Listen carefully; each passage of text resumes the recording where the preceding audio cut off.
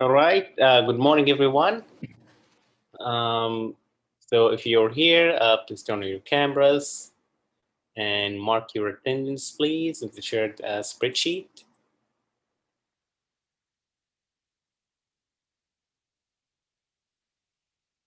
Yes.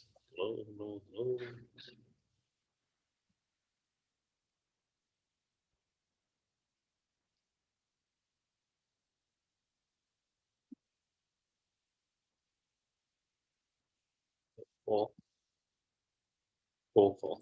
All right. So one thing, like a couple of things before we start. So today we're going to also, I'm going to end the class like 15 minutes earlier. So we would do, I already recorded a video for non-probability sampling.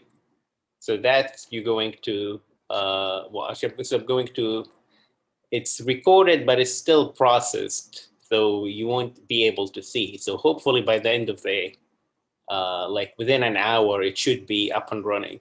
So that's, so yeah, so we would end earlier today for like maybe 15, 20 minutes earlier. Second thing, we have an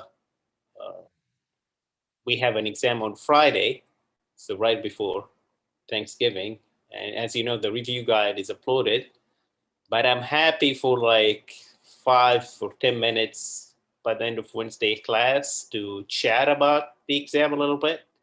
And I'm also available during office hours. So if you have questions about any specific concepts, things that you made mistakes with for doing exam one and you want to avoid, hopefully now at least you know the style of my questions and the type of things I look for. So I look forward to see your results for exam two.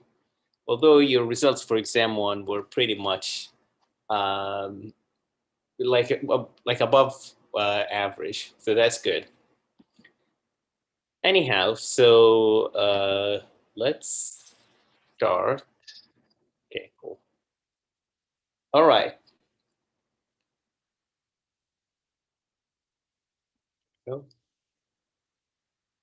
Okay, cool. So today we're going to talk about issues in sampling, and then I'm going to talk a little bit about the introduction to quantitative research, and then finish up with quantitative research basics on Wednesday.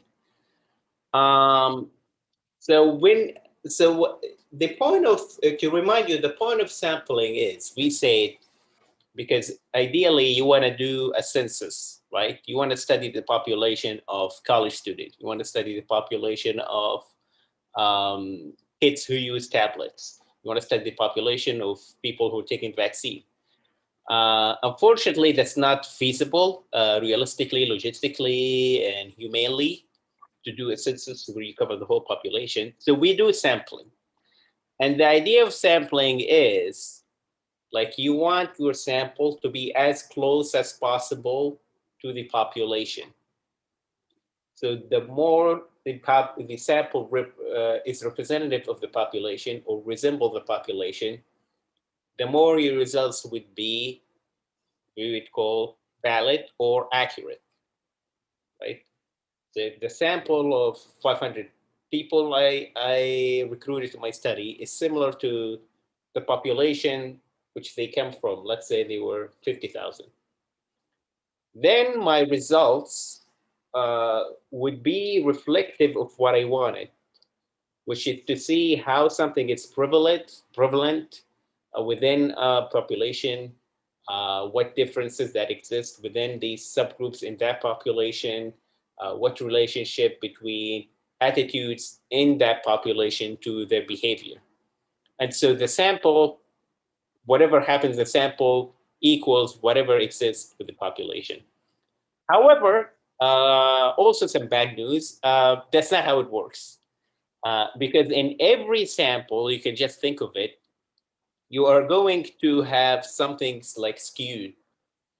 A sample, a group of students to talk about or like to express their opinions or like satisfaction with courses. The sample is either going to be skewed for people who are highly satisfied a little bit, people who are extremely dissatisfied, or at least a little bit tilted towards people who are high performer or low performer. Realistically, we're going to have that. So that's what we call sampling error. That divergence from the sample, the extent to which the sample composition diverge from the population composition, we call that sampling error. And sampling error then had like two types. One is what we call the random error. And that's when random, and if you remember random means it's sort of like unsystematic, or like you're not cherry picking, right? So there's an equal chance that you're going to have any error, right? So it's something that is out of your control. You didn't plan for it.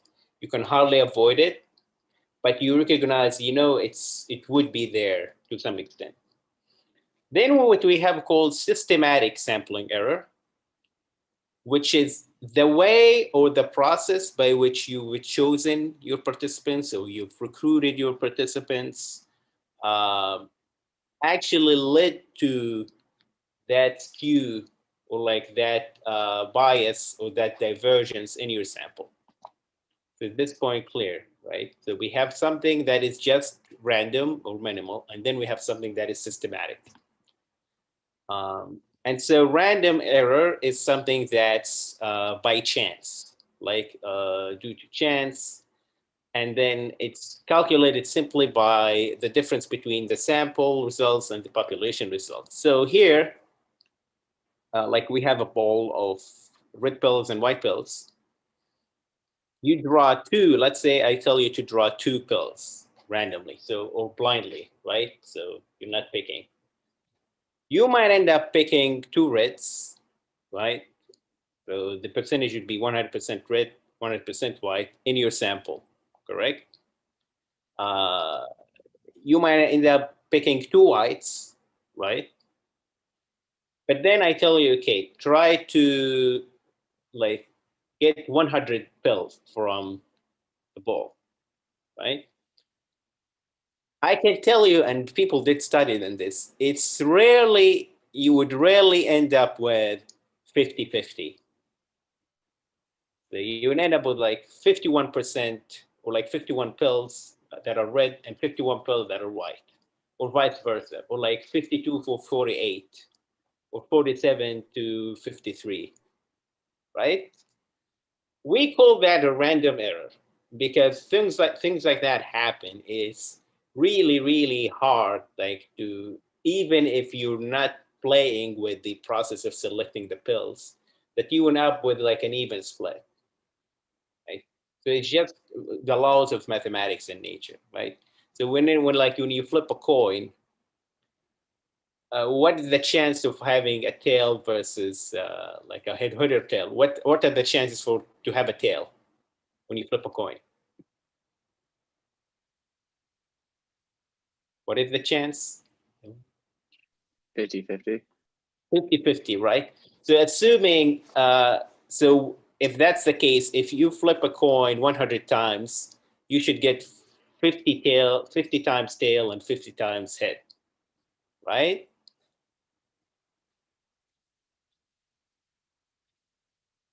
Well, actually, the answer is no. And people tried it. And so it's always like 51-49, not always corrected, but on average, you get 51-49 into something. And then in order to have like a 50-50 split, you have to go really high, like a high number, like you flip it. And you could Google it, like how many times you need to flip a coin to get a 50-50. And it's like in the number that's in the thousand, right? And so the idea is like there are different circumstances that would alter the shape of your sample, right? Then we have the human sampling error, in which the selection process lead to the different composition of your sample that is different than the populations. Right? So this is what like we call, this is systematically skewed. So look at the population in here, right? Take a look at the population in this sample, right? So is the sample at the bottom, representative of the population, right? I'm gonna ask you two things. Can you count how many blue faces do you see in the population?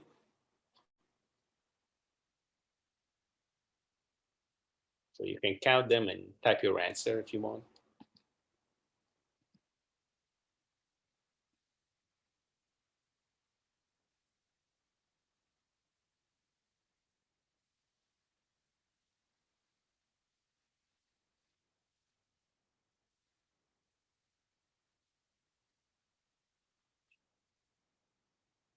So how many blue faces?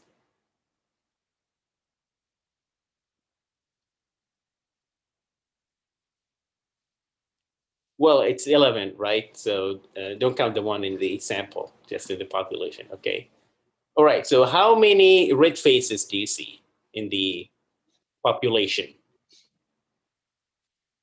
Mm-hmm. Okay. So we have 6 red faces. Cool. Um, so in the sample, how many blue faces do you see?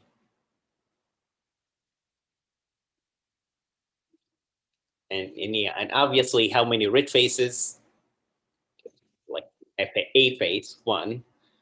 So is the number of blue faces equal to the number of red faces in the population? Yeah, right.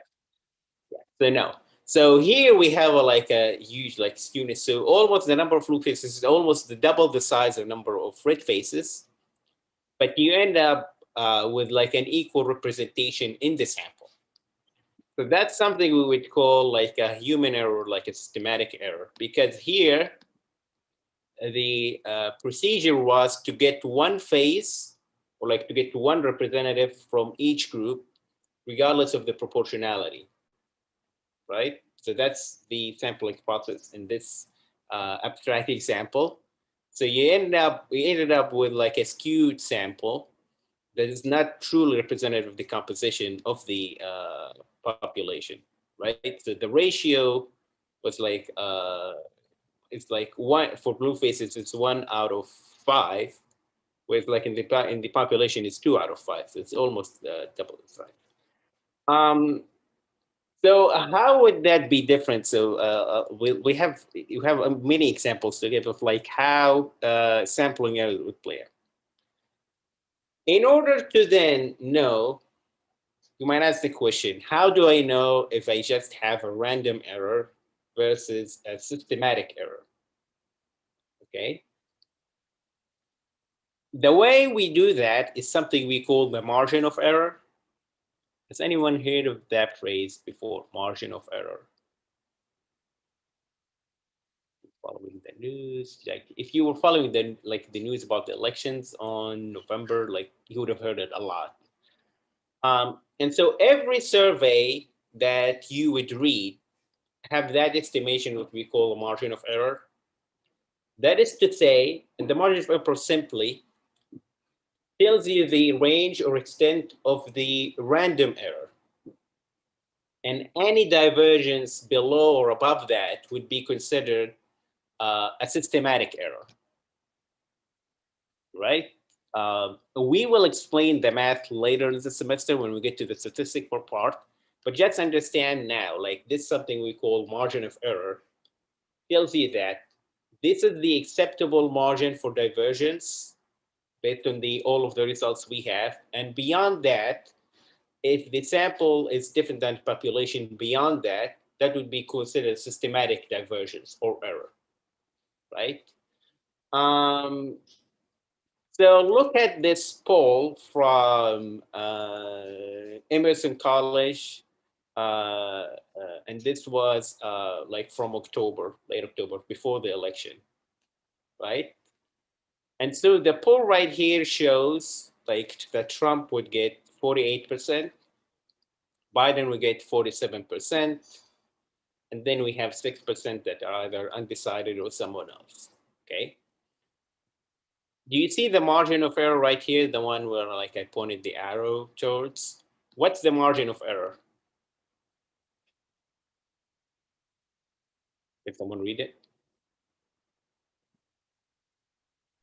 Plus or minus 4.3%. Right. And what does plus or minus means? Practically speaking. Either like under 4.3% of the mean or over 3.4% of the mean. Like encompasses that range. Yeah, yeah. So in other words, like how would we read this poll results? So when the poll results say it's 4.3% plus or minus, that means you can take out 4% from one of the candidates and add 4% to the other, or vice versa, or 4.3% to be specific. So you could add up to 4.3%. Like, so it could be, the divergence could be 1.3%, 1.5%, 2.5, 4.0, and it would still be within the expected range of results according to this poll, right? So let me explain it further. So do you remember who won in Georgia? Who won in Georgia? Let's test if people were following.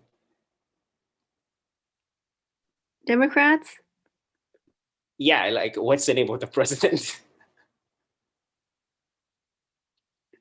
Do you know the name of the president of the United States? Joe Biden. Joe Biden. Yeah, okay. So Joe Biden won the race in Georgia, right? The question is, would that mean that this poll was wrong or inaccurate? Because here Trump had like, it's ahead of by 1 point. No, it's accurate since it was a 4.3% margin of error. Right.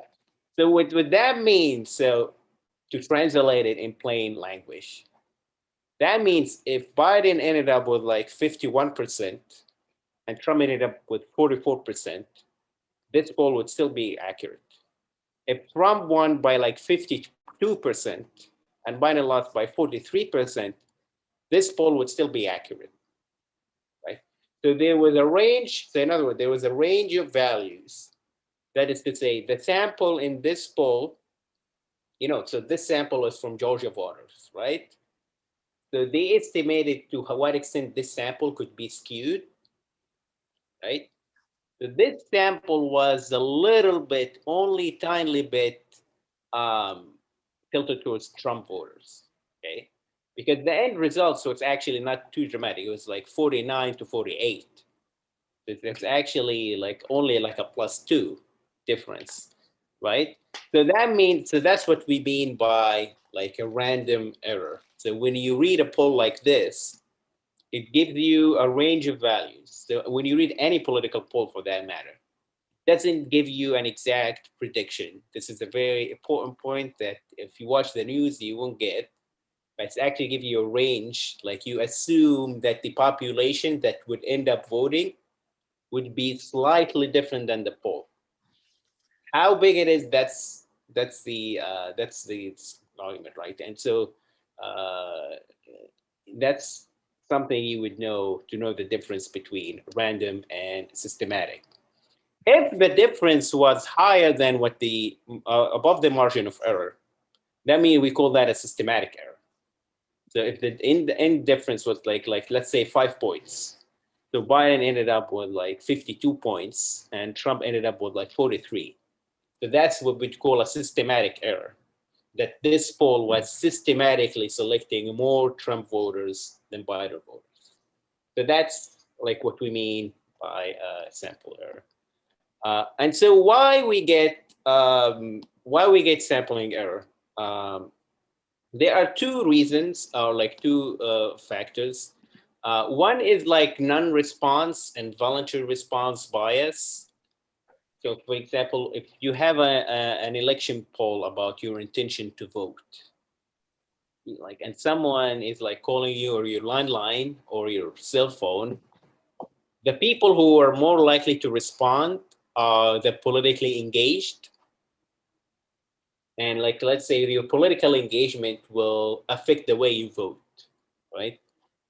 So you're just selecting the people who would end up voting in a certain way more than people who are actually less willing to respond. And that actually happened in the last election, right? But the opposite way. So I'm just giving you an example. Um, for some reasons, like Trump voters are less likely to pick up the phones and talk to polling agencies about their intentions to vote. You could make your guesses why, but that was a reality. So polls had a hard time reaching out to Trump voters. And so you had a lot of like skewed polling results coming out. So that's one example.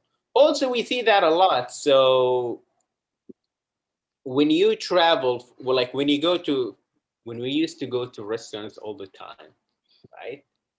Um, and then you will get, let's say, a message that please review the restaurant, or like when you go to a hotel and they will tell you please review the hotel. The people who would tend to respond to these polls or these messages tend to be like a certain type of customers, right? To people who really pay attention to the services of the hotels, or like they really like to share all of their opinions. And sometimes those people tend to be picky. So the reviews you get basically would be skewed. Because there's a lot of people who enjoyed their visit or their stay at the hotel. I didn't bother to respond. So that's because we have voluntary response or voluntary sampling. You won't always get something that is representative of the population, right? So that's one. And sometimes another reason would be underrepresentation. So via, let's say, because of the methods or like how you recruited participants. So let's say I'm conducting a study on with like college students, but then I just placed flyers on campus, right? So next to the gym, like in the residence hall, etc., right? I will end up with a sample who is represented by students who live on campus rather than off campus, or more than off campus, right? Because my method of delivery was basically biased to certain groups. And similarly, if you're doing public opinion research, think of like you're only doing an online poll. So you're only sending out emails or like via social media. So people who don't use social media won't be recruited into your poll, right? That's another example. It could be skewness about like neighborhoods. So the way you distribute your ads, for instance, only let's say it's more aired like in upper income neighborhoods rather than lower income neighborhoods, or like the connections people have to know, oh, there's a study that this lab in University of San Diego is doing, would be based on people who are more connected to the university community rather than people who are outside the university community. So when you sample, you think you're representing the people of San Diego, but you're actually only representing people close to the community of the university only. So that's what we mean by systematic. So by systematic, we don't mean, again, systematic bias or like sampling error. Doesn't mean like you intentionally didn't want certain group to be in. That would be a manipulation, not error, right? So error by nature is unintended. But when we say systematic, it's because your design which systematically leads to that error, right? Rather than just randomly lead to like some students. So I had to clarify, right? So how to avoid it? So obviously, and many of you pointed this in the homework, actually increase the sample size. So if you have it's easy. If you have a population of 1 million and your study included 1 million, you're getting a perfect match. That's the census, right? If you recruited 999, 9,099, that would also be close to the population. So the number of population minus one person, if you get like, okay, 750,000, also a high chance that you would be closer to the population composition. 500,000, also very close. 250,000, yeah, but still. But we do by the thousands, right? So we would do only by the thousands. So the point is, the larger sample size you have, the closest you have to the population. You would also use probability sampling. That's what we hope. So as we explain in probability sampling, if you do either stratified random sampling or like even completely random sampling, you're more likely not to pick someone based on a previous criteria. So this is not like a convenient sampling or a snowball methods. This is something like, in general, you won't pick a certain subpopulation. You will recruit from all the subgroups within, or like subs or segments within the population. And there's something we call weighting or weighing the samples, which then, and we're going to show that later in the semester when we get to that. But it's a method, and all public opinion researchers use this one, by the way. When you get the sample, and then you could compare the composition of the sample to the composition of the population, and then alter the weights of those of specific subgroups to match whatever composition you see in the sample, in the population. Let me give you an example. Here, for instance, right?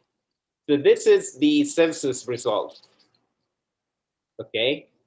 So as you could see, and I'm not going to tell you which state it's coming from, but just assume we have 42% male, 58% female, white, black, Asians, and others are like 75, 30%, and 10% respectively. Now look at the sample results.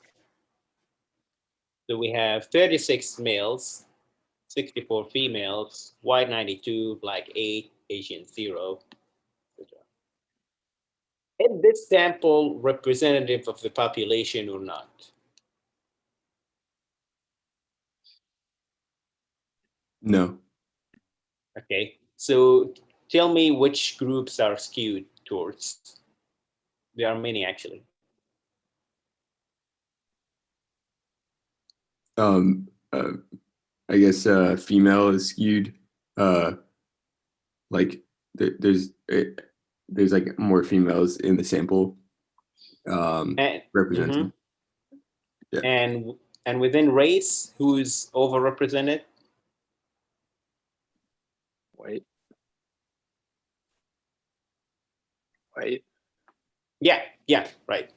So so like we have white and then okay. So the way weighting works is then you get the results, and then you would adjust the values or the results of the sample to represent the population. In other words, you would multiply artificially, so the numbers of male, you multiply it to match 42, and you divide the number of female 64 to become 58, right? I'll give you a very simple example. So let's say we're looking into the average grade you had in the test, right?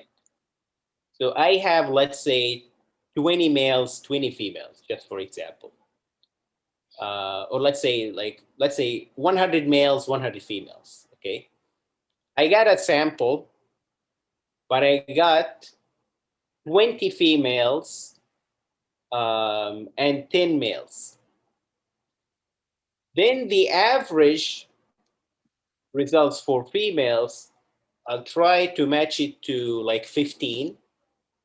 So assuming there are 15 females, I'll match their average results to them. And then I'll boost the average results I see in the sample for males. So I assume I had 50 males. So they would be 15, 15. That's 50-50, right? Because there was 50-50 in the population. I want bother you with the results because we're going to talk about it with the mathematical details. I mean, because we're going to talk about it in the at the end of the semester when we get to statistics. Then, if that is the case, if sampling is, if doing a census is almost impossible, if sampling has a lot of problems, if we cannot do random sampling that much, then what's the point, you might ask? And then what we do is, so survey are meant to do external validity. And so if we are not getting good samples, then we're doing useless work. So the answer is no. So we would have something we would call external validity, which is what we said earlier. So the results in the study or the results done on the sample represent the results, the truth about the population. Okay, we call that external validity, but it has two meanings. So it could mean that the composition in the sample is close to the composition of the population. But it also means like the applicability of whatever you're studying or like the hypothesis you have is also applicable to other samples. All right. So you have, yes. So in other words, the truth in the study could also be applied into different studies. So I'll give you an example like we had before, right? You remember when we talked about a study showing like a relationship between using smartphones before going to sleep and then having a sleep disturbance? Remember that? No. Okay. So even let's say the sample in that study was not fully representative of the population. So like the gender composition was not similar to the population, or like the ethnic composition, or like different age groups, right? But let's say that experiment worked in all the subgroups in that sample. Put it simply. So in that sample,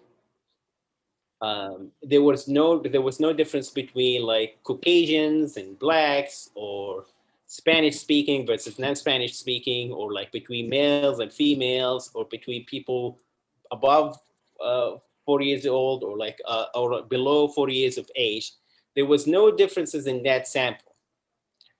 Then we could say there's no reason to assume we would see a difference if we get a different sample,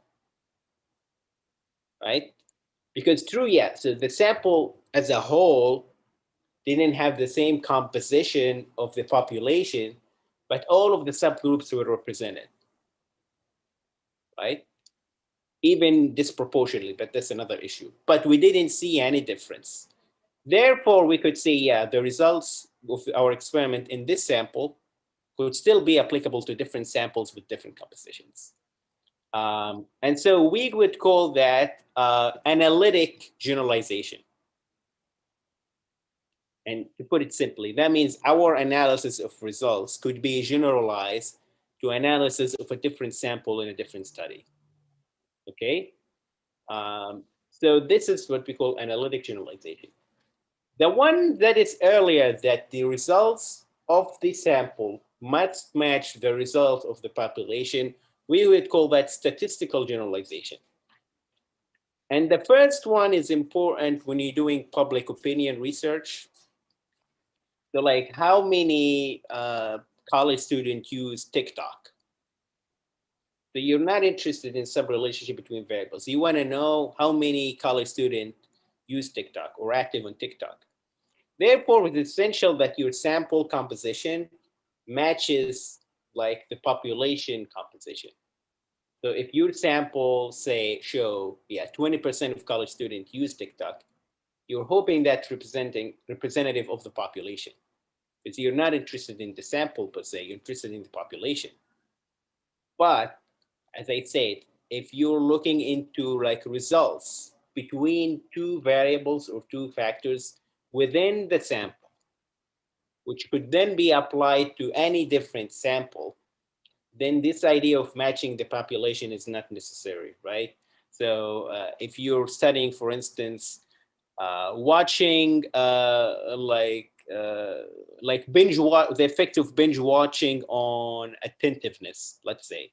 So yeah, you have an experiment and letting people watch something for 10 hours, and then you measure their psychological and physical responses. Then it doesn't matter like if they match truly the population, right? You're looking into a relationship between two variables in a sample that is close enough to the population, right? At least every subgroup is represented, right? And so, yeah, that's important to understand that not every study aims to have something that is truly and completely representative of the population. So I hope that distinction is clear. And we're going to talk more about it when we talk about the difference between surveys and experiments after spring break.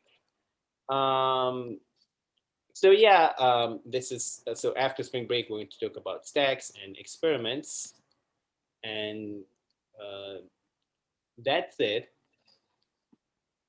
Do you have any questions?